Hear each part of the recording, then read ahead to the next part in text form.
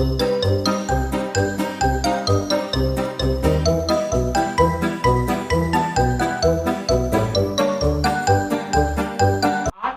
Number का grammar हम आपको बताने वाले हैं। पहला ग्रामर आपका है, ये है छंद। क्या है? छंद। अब छंद के बारे में इसका वीडियो बहुत बड़ा हो सकता है अगर स्पेशली मैं छंद के बारे में बनाऊं, लेकिन मेरा मोटो जो है, मेरा उद्देश्य है, मेरा गोल है, सिर्फ वही चीजें हम आपको बताएंगे जो आपके बोर्ड में आते हैं, जिससे आपके एग्जाम में आने वाले प्रश्न के सारे आंसर आप लिख सकते हैं और उसका 2 मार्क्स 2 नंबर का होता है, आप प्राप्त कर सकते हैं। जनरली मैं इसके बारे में थोड़ा परिचय दे दूं। छंद की संरचना, छंद की खोज आचार्य पिंगल नामक एक भारतीय तज्ञ ने, विद्वान ने की थी। उन्होंने अपनी किताब लिखी है। अब किताब का नाम है छंद मुक्तक। क्या नाम है? छंद मुक्तक है। उसमें इसकी रचना की गई है। अब रह गई बात, ये छंद के जो अंग होते हैं वो भी आपके एग्जाम में नहीं आने वाले हैं, फिर भी मैं आपकी जानकारी के लिए बता दूं, इसमें 8 अंग होते हैं। मात्रा है, वर्ण है, यति है, गति है, विराम है, बराबर है। ये प्रकार के आप 8 प्रकार के इसमें अंग हैं। अब अगर मैं छंद की परिभाषा पर जाऊं तो आप सिंपली बोल देना, अंगों का नाम बोलना।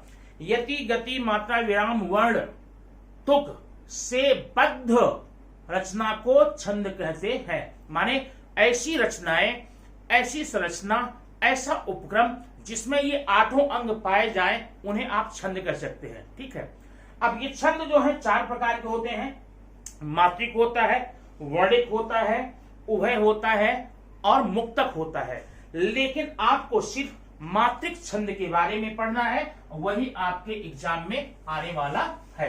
अब ये मात्रिक छंद कैसे हम देखेंगे, जरा देखना। मात्रिक छंद, अब ध्यान देना, ये मात्रिक छंद 3 प्रकार के हैं। पहला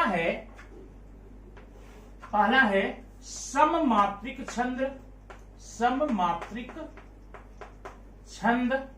दूसरा है विषम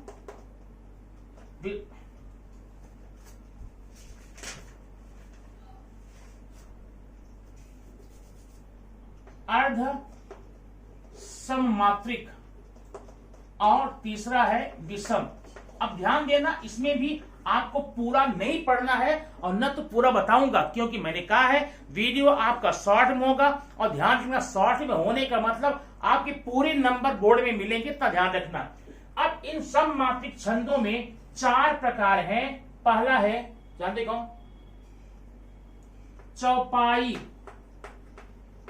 और दूसरा है रोला, चौपाई, रोला, और तीसरा है गीतिका, गीतिका और हरि गीतिका, हरि गीतिका। ये 4 हैं। अगर आप इसको याद करना चाहें तो बोल सकते हैं, एक शॉर्ट ट्रिक है, चारों गीत हमारे, चारों गीत हमारे, याद हुआ? चारों गीत हमारे। अब चा से चौपाई, रो से रोला, गीत से गीतिका, ह से हरि गीतिका, बराबर है। इनको हम सममात्रिक छंद में रखते हैं। अब इसमें होता क्या है, चौपाई में प्रत्येक पद में, देखो इन सब में 4-4 पद होंगे। प्रत्येक पद में 16 मात्राएं होंगी। रोला में 24 मात्राएं होंगी, गीतिका में 26 और हरि गीतिका में 28 मात्राएं होती हैं। ठीक है। अब अर्ध सममात्रिक की अगर बात करूं, इसमें होगा दोहा, सोरठा, दोहा, सोरठा, बरवे, बरवे, और एक है उल्लाला, उल्लाला। ठीक है। सोरठा, दोहा, सोरठा, बरवे, उल्लाला। ठीक। अब इसका नाम कैसे रखेंगे? दोसा, वड़ा, उत्तप्पा, दोसा, वड़ा, उत्तप्पा, दोसा, वड़ा, उत्तप्पा, दोसा, वड़ा, उत्तप्पा, दोफा, दोहा, सोफा, सोटा, वफार वर्ब है और उफार उल्लाला। ठीक।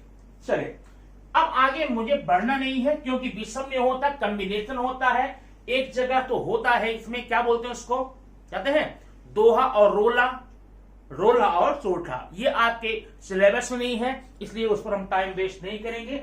आइए हम अब देखते हैं सममात्रिक छंद में। ध्यान देना, सममात्रिक छंद में आपको सिर्फ चौपाई पढ़नी है, अर्ध सममात्रिक में दोहा और सोठा पढ़ना है। 3 में ही आपके एग्जाम में 2 नंबर का प्रश्न छिपा हुआ है, 3 आप कंफर्म कीजिए, बाकी के हम नहीं पढ़ने वाले हैं। और अगर आपको स्पेशली छंद के बारे में पूरी जानकारी चाहिए तो आप मुझे कमेंट बॉक्स में बोलेंगे तो मैं छंद की जानकारी आपको दे दूंगा, ठीक है। अब देखिए, पहले हम पढ़ेंगे चौपाई। अब चौपाई में है क्या ये देखना। एक पहले मैं चौपाई लिखूंगा, ये देखिए, जय हनुमान ज्ञान गुण सागर। जय हनुमान ज्ञान गुण सागर। अगला है जय कपीस, जय कपीस तिहु लोक उजागर। ध्यान देना, जय हनुमान ज्ञान गुण सागर, जय कपीस तिहु लोक उजागर, ठीक है। अब ऐसे ही 4 पद रहेंगे चौपाई में आपके। कितने? 4। 2 मैंने लिख दिया है। अब हनुमान चालीसा के आगे की लाइन तो आपको आती होगी, क्या होगी? जय हनुमान ज्ञान गुण सागर, जय कपीस तिहु लोक उजागर, अंजन पुत्र पवन सुत नामा, ठीक।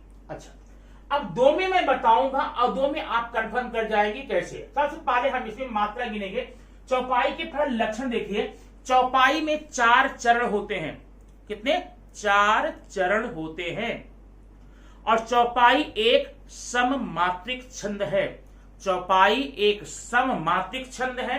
इसमें 4 चरण होते हैं और प्रत्येक चरण में 16-16 मात्राएं होती हैं। ये तो आप इसके लक्षण हो गए। चौपाई के लक्षण क्या हो गए? चौपाई एक सममात्रिक छंद है, इसमें 4 चरण होते हैं, प्रत्येक चरण में 16-16 मात्राएं होती हैं। अब आइए हम मात्रा गिनकर देखते हैं और पता करते हैं कि क्या ये बात सच है। अब देखिए, पहली मात्रा समझ लीजिए। मात्राएं आपकी 2 प्रकार की होती हैं। एक होती है लघु और एक होती है गुरु। लघु मात्रा और गुरु मात्रा, ठीक है। लघु मात्रा को हम ऐसे दिखाते हैं और गुरु मात्रा को इस प्रकार दिखाते हैं। लेकिन ध्यान रखना, आपको काउंटिंग लघु में ही करनी है।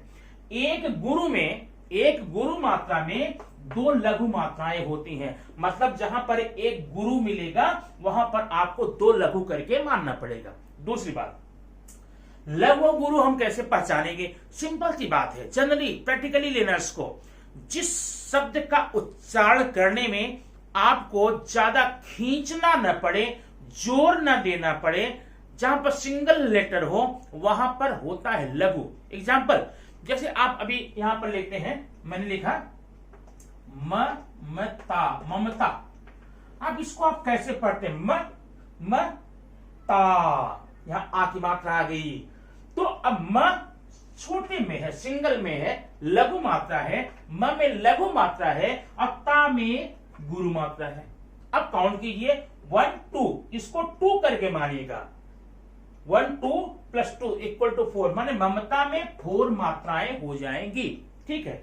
अब आइए इस एग्जाम्पल में आपको समझाता हूं, आप कंफर्म हो जाएंगे इसमें। देखिए, यहां दिया है, आपने लक्षण सीख लिया। अब मात्रा गिनेंगे। जय, जय शॉर्ट में है, हनुमान, मान, आ की मात्रा है, खिंचाव है, यहां पर गुरु होगा, ठीक ना। अभी देखिए, हनु है, हनु संक्षिप्त में है, लघुआ। अगर हनु में बोल दूं, हनुमान बोल दूं तो यहां पर गुरु बोलेंगे, ये हनुमान है। ज्ञान, ज्ञान, गुण सागर। अब जरा काउंट करते हैं, सही है कि नहीं है। और ध्यान रखना, एक बार आप लगा लेंगे फिर काउंट करेंगे। अगर आप कहीं मिस्टेक करते हैं, एक मात्रा घट गई है, बढ़ गई है, फिर से आप रिपीट करेंगे, आपको मिल जाएगा, इजीली मिल जाता है। देखिए, 1 2 3 4, ये 4 हो गया, इसको 2 कर मानेंगे। 4 2 6, 7 7 2 9 10 11 12 13 14 हो गया, ये 15 16, मतलब यहां पर आपकी 16 मात्राएं हो गई हैं। ऐसे आप चारों पदों में गिनेंगे 16 मात्राएं आ जाएंगी, तो इसका मतलब ये चौपाई हो गया। अब आपको प्रश्न कैसे आएगा इसमें एग्जाम में एक बॉक्स बना दिया जाता है। ऐसे बॉक्स में एक चौपाई या तो सोरठा या तो दोहा लिखा जाएगा, उसमें पूछा जाएगा इसके पहले पद में कितनी मात्राएं हैं, दूसरे पद में कितनी मात्राएं हैं, तीसरे पद में कितनी मात्राएं हैं, काउंट करके लिख लीजिएगा। और फिर नीचे लिखेगा कि कौन से प्रकार का छंद है, तो मात्रा को देख करके छंद बता देंगे। एक हमने पढ़ लिया चौपाई में कितने चरण हैं, कितने पद हैं, 4 है। चारों में मात्राएं कितनी कितनी हैं, 16 16 है। तो आप पहले पद में गिनेगा 16 बताइए, दूसरे में 16, तीसरे में 16, चौथे में, सब में 16 आएगा, ठीक ना। तो अब ये कौन सा प्रकार छंद हो जाएगा, ये हो जाएगा चौपाई। क्या हो जाएगा, चौपाई, ठीक है। अब आइए हम देखते हैं अगले में कैसे करते हैं। ये चौपाई आपका हो गया, एग्जाम में कैसे आएगा मैंने ये भी बता दिया। अगला एग्जाम्पल मैं आपको बता दूं, अगला एग्जाम्पल है दोहा, जो आपने पढ़ा था ना, डोसा और वड़ा उत्तप्पा। देखो दोहा, अब ये मैं दोहा लेता हूं। पवन तनय संकट हरण, हो गया। मंगल मूर्ति रूप, राम लखन सीता सहित, राम लखन सीता सहित, हो गया। हृदय बसहु सुर भूप। अब ये देखना मात्रा गिनेंगे। अब ये दोहा है, दोहा के लक्षण क्या होते हैं। दोहा एक अर्ध सममात्रिक छंद है, इसमें 4 चरण होते हैं। कितने, 4 चरण होते हैं। लेकिन अब 4 चरण कौन कौन से हैं, यहां से लेकर यहां तक ये पहला है, ये वाला आगे का दूसरा है, यहां पर राम लखन सीता से ये तीसरा है, आगे चौथा है। 4 चरण है। तो इसमें पहले और तीसरे चरण में 13 मात्राएं होती हैं, जबकि दूसरे और चौथे चरण में 11 मात्रा होती है। याद रखना, दोहा एक अर्ध सममात्रिक छंद है, इसमें 4 चरण होते हैं। पहले और तीसरे चरण में 13 मात्राएं होती हैं, जबकि दूसरे और चौथे में 11 मात्राएं होती। आइए हम काउंट कर बताते हैं। पवन, पवन सब लघु है। तनय, पवन तनय हो गए ना। संग, 2 अक्षर है, संग। गुरु कट, संकट हरण, हरण। अभी एक हमने चरण ले लिया, पहला चरण। काउंट करते कितनी मात्राएं हैं, 3 3 6, 6 और 2 8, ये 2 10 3 13, मतलब यहां पर 13 मात्राएं हो गई। पहले चरण में 13 मात्राएं हो गई। आगे देखिए, यह मंग, मंग, मंगल, 4 हो गया। मुंह, बड़ी कौन सा है, मूर्ति रूप। अब जब काउंट करके देखते कितनी मात्राएं होती है, 2 2 4, 2 6, 2 8, 3 11, मतलब यहां पर 11 मात्राएं हो गई। इसका मतलब इसमें पहले चरण में 13 मात्रा है, दूसरे में 11 मात्रा है, तीसरे में आप काउंट करेंगे इसमें भी 13 मात्राएं पाएंगे, और चौथे में काउंट करेंगे इसमें 11 मात्राएं पाएंगे। इस प्रकार के इसे मात्रा को काउंट करके आप बता सकते हैं कि यह दोहा है, दोहा है, ठीक है ना। अब ये एग्जाम में कैसा है, मैंने एग्जाम्पल बता दिया। आपको एक बॉक्स से बना कर दे दिया जाएगा, यहाँ पर दोहा सोठा चौपाई कुछ रहेगा। मान लो दोहा आ गया, पूछा जाएगा इसके प्रथम चरण में कितनी मात्राएं हैं, द्वितीय चरण में कितनी मात्राएं हैं, काउंट करके लिख लेना। अगर पहले में 11, दूसरे में 13 आ जाए तो आप समझ लेना कि ये तो दोहा ही है। सॉरी पहले में 13 दूसरे में 11 आ जाए तो आप समझ लेना ये दोहा है। अब अगला देखेंगे, अगला जो आपको पढ़ना है वो है सोरठा। क्या है, ध्यान रखना, सोरठा एग्जैक्टली अपोजिट ऑफ द दोहा। सोरठा जो होता है दोहा का अपोजिट होता है, बिल्कुल ऐसे रहेगा। उसमें क्या होता है, पहले और तीसरे में 11-11 मात्राएं, दूसरे और चौथे में 13-13 मात्राएं। काउंट करके इसको भी आप बता सकते हैं कि इसमें कौन सी छंद है, कौन से प्रकार का छंद है और किस चरण में है। मुझे उम्मीद है कि आपको ये छंद का जो टॉपिक है समझ में आया होगा। ठीक है, अगला टॉपिक आइए देखते हैं। आपके यहाँ कौन है जो 2 नंबर का आपके बोर्ड में आता है, जिसमें आप नंबर ले सकते हैं अच्छे से, वो देखिए। यह है आपके सामने आपके हिंदी ग्रामर का, हिंदी व्याकरण का दूसरा पॉइंट जो है काल है। बड़ा सिंपल है, आप लोग जानते होंगे। अब ये काल क्या होता है, टेंस बोलते हैं अंग्रेजी में इसको। अब इंग्लिश में मैं नहीं जाऊंगा। काल आपके 3 है, वर्तमान काल, भूतकाल और भविष्य काल। ठीक है, वर्तमान काल, भूतकाल, भविष्य काल, 3 काल हो गए, वर्तमान, प्रेजेंट, भूत, पास्ट, भविष्य, फ्यूचर। अब प्रत्येक काल के, अब सिर्फ आप वर्तमान की बात करेंगे। ठीक है, प्रत्येक काल के 3-3 उपभाग हैं, 3-3 पार्ट हैं। अब देखिए, सामान्य वर्तमान काल, अपूर्ण वर्तमान काल, अपूर्ण वर्तमान काल। तो पहला काल आपका हो गया कौन सा, वर्तमान काल। वर्तमान काल के 3 प्रकार हो गए, कौन कौन से, सामान्य, अपूर्ण और पूर्ण। सामान्य को हम अनिश्चित काल भी कहते हैं, याद रखना, अनिश्चित। अब इसका नाम अनिश्चित क्यों पड़ गया वो देख लो। जैसे अब यहां देखिए, इसकी पहचान क्या है, जिस वाक्य के अंत में ता है, ती है, ताहू, ते हैं, ऐसा लगा रहे। मैं जाता हूं, वह खाता है, क्या तुम कबड्डी खेलते हो, वह स्कूल नहीं जाता है। लास्ट में देखना, अगर हिंदी वाक्य के अंत में ता है, ती है, ते है, ताहू ऐसा लगा रहेगा तो आप उसे बोल देना भाई ये वर्तमान काल है। और कौन सा प्रकार है, सामान्य। तो पूरा नाम क्या हो गया, सामान्य वर्तमान काल है। ये सामान्य वर्तमान काल है। ठीक है, सिंपल, इतना पहचान याद रखना। अभी इसके पूरा होने के बाद में एक चार्ट दे दूंगा बना करके, एक तालिका दूंगा, वो अपने पास रखिए, आपको कंफर्म हो जाएगा। तो सामान्य वर्तमान काल वाक्य के अंत में ता है, ती है, ते हैं। तो आपको ये 2 प्रकार चाह सकता है आपके एग्जाम में, या तो पहचानने को दिया जाए, काल पहचानिए कौन सा काल है, या तो बदलने को दिया जाएगा। जैसे मैंने यहां कहा, वे स्कूल जाएंगे, वे स्कूल जाएंगे। अब ये देखिए, पहचानना, वे स्कूल जाएंगे, तो ये लास्ट में ये है, माने ता है, ती है, ते है नहीं, मतलब ये सामान्य वर्तमान तो बिल्कुल नहीं है। बात समझ में, सामान्य वर्तमान नहीं है। तो अब क्या है बाद में देखेंगे, इतना पक्का है सामान्य वर्तमान काल नहीं है। अब इसको अगर काल परिवर्तन बोलता है, आप चेंज करो, परिवर्तन करो, सामान्य वर्तमान काल करता, क्या बोलेंगे, वे स्कूल जाएंगे को क्या लिखना कि लास्ट में ता है, ती है, ते है हो जाए, तो वे स्कूल जाते हैं, वे स्कूल जाते हैं, हो गया सामान्य वर्तमान काल। बात समझ में, इतनी सी बात है।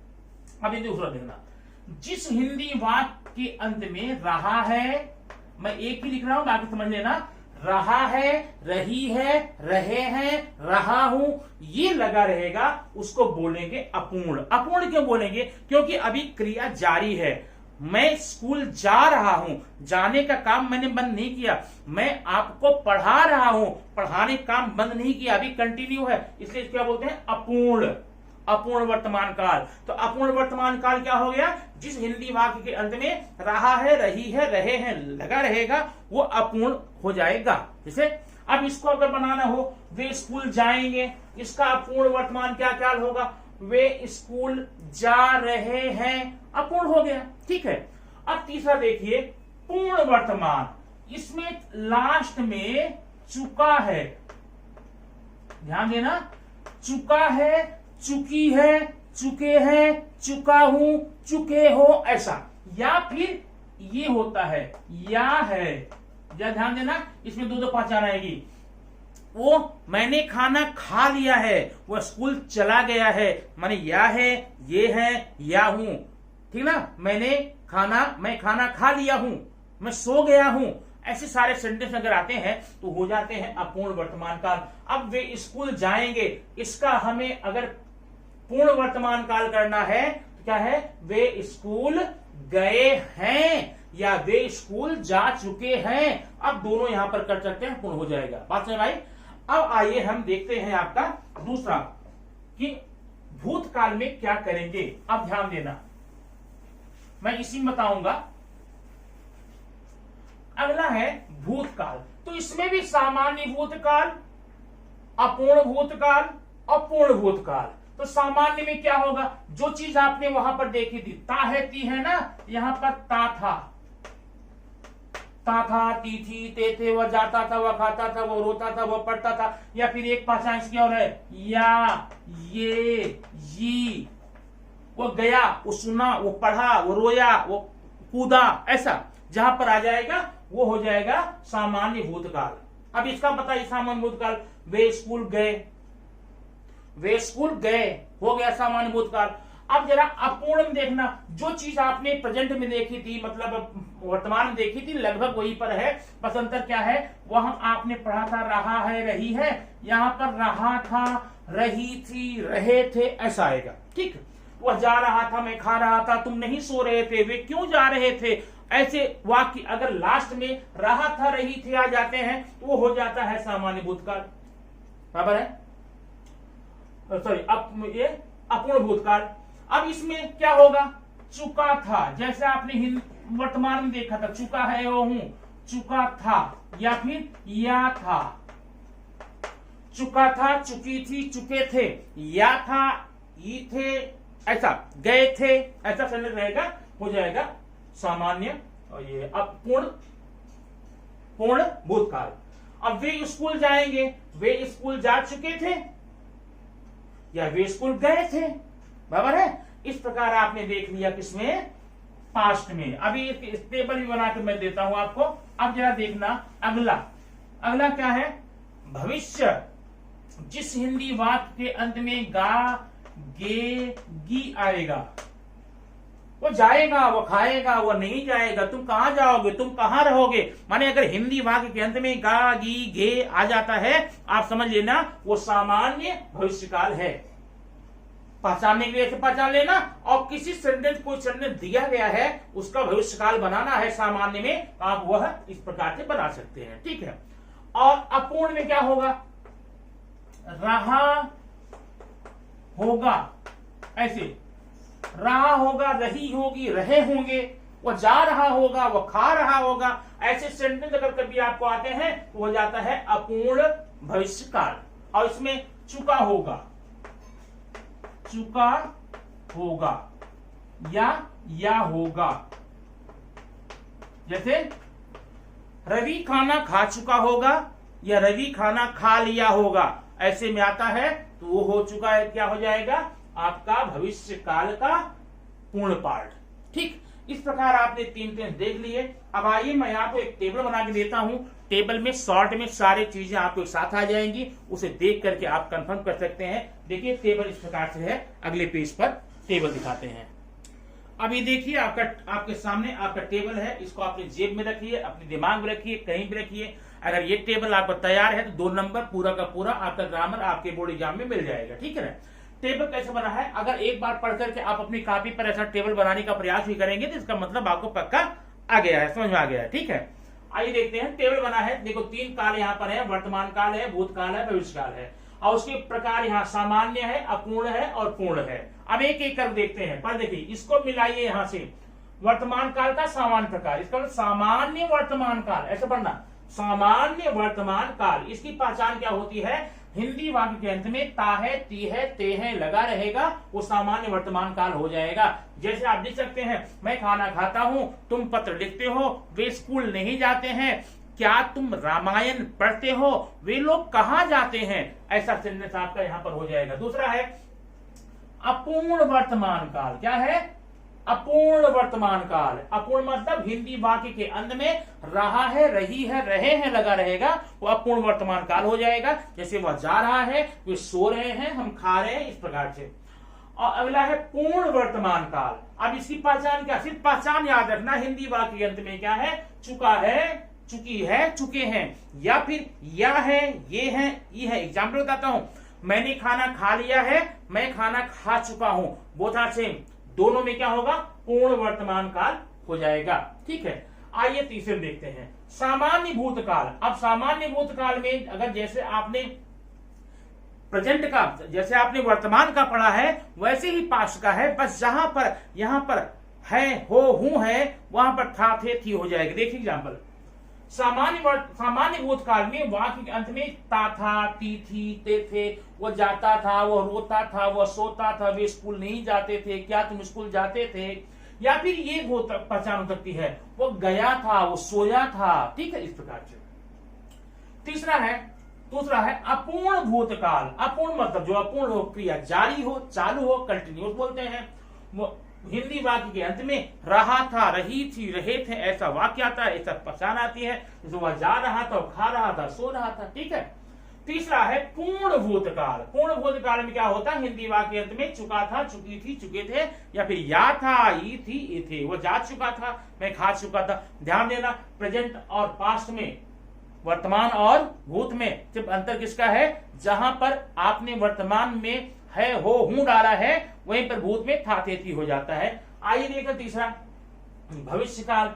अब भविष्यकाल में क्या, सामान्य भविष्यकाल क्या है, हिंदी वाक्य अंत में गागेगी रहेगा, वह जाएगा, वह पढ़ेगा, वह सोएगा। ठीक है। और अपूर्ण भविष्यकाल, हिंदी वाक्य अंत में रहा होगा, रही होगी, रहे होंगे, ऐसा रहेगा। और पूर्ण में क्या होगा, चुका होगी, चुके होंगे, चुका होगा, या फिर या होगा, ही होंगे। ये पहचान अगर आप याद रखेंगे तो आपको काल परिवर्तन में कोई भी दिक्कत नहीं आएगी, न तो काल परिवर्तन में दिक्कत आएगी और न ही आपको पहचानने में दिक्कत आएगी। एक एग्जांपल मैं लेता हूं, ये देखिए,